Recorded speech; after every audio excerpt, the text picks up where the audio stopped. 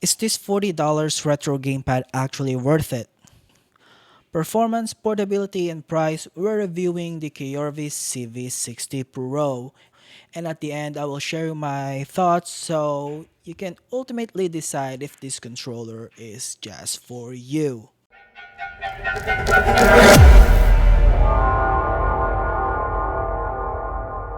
Coiorvis has sent us this controller for a review, and today we're doing just that. But a quick disclaimer, even though Coiorvis has been so nice to give us this controller, there is no way they can sway our opinion.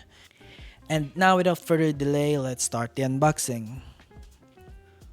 Okay, straightforward. Out of the box, you'll find a USB cable, a receiver, and the controller itself.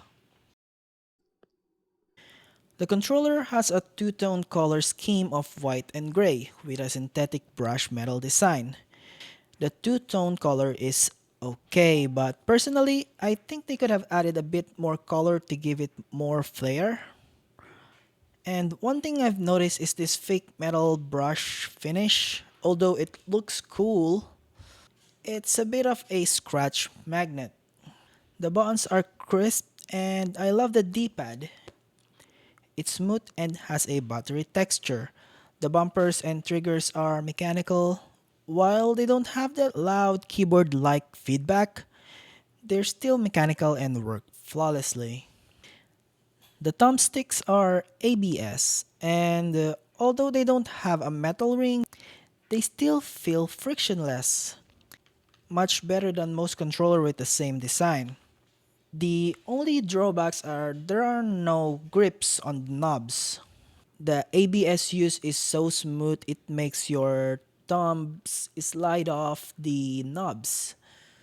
But this is easily fixable with some thumb grips. Here I'm using cheap thumb grips from Biogenic and they work perfectly fine. Problem solved. Portability is where this controller shines. If you need a controller on the go and don't want to carry a bulky or expensive one, this is the way to go. For reference, it's 14 by 6 by 2 centimeter, making it super easy to carry around. In terms of performance, this controller is compatible with PC, Switch, Android, and iOS. Pairing is pretty straightforward and it supports Bluetooth, wired, and receiver modes on PC. It also features a turbo function, a 6-axis gyro that works great on Switch games, and vibration. Although it's not HD, which is fine considering the $40 price tag. Battery life is around 15 hours on paper, but since I got this, I've only had to charge it once. And I've been using it for 2 weeks on my streams. I'm not a hardcore gamer, but still this one hasn't died on me yet. Downside is that the vibration doesn't work on PC via Bluetooth.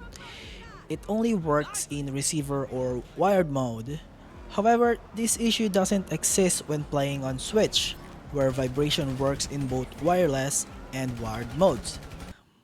I think it's more on a Windows compatibility issue rather than a problem on the controller itself. Another thing that bothers me is that despite being compatible with PC and Switch, switching between them is a hassle. Every time I need to use it on either one, I have to pair it again. I'm not sure why it does this, but I wish there's a toggle switch to make switching easier. In terms of price, it is $39 in Coiorvis website and they usually go on sale. This month it's under $20 and I think that's a steal. It's a great gift idea for Christmas. Okay, so the question is this controller worth it? For $40, this controller isn't bad. They usually go on sale for under $20, which is a great value if you are looking for a retro controller. It's wireless, compact, and works great, and a no frills get the jobs done option. I find myself using it most often since it's more accessible and I don't have to worry about damaging or wearing it out. I take it with me anywhere as a backup controller or my go-to controller for tabletop gaming. It's good for minimalist and has a decent battery life. For the cons, I won't talk about the design since that is subjective. But performance wise, it has no grips, which is easily fixable. Also, the hassle on switching platforms, which is for the price, I won't complain. Once connected, it gets the jobs done and works great. Other than that, if you can live with everything I mentioned, this gamepad rocks. I personally love it and it's my go-to controller for my on-the-go gaming, especially with my Switch. For PC gaming, I still prefer my other controller.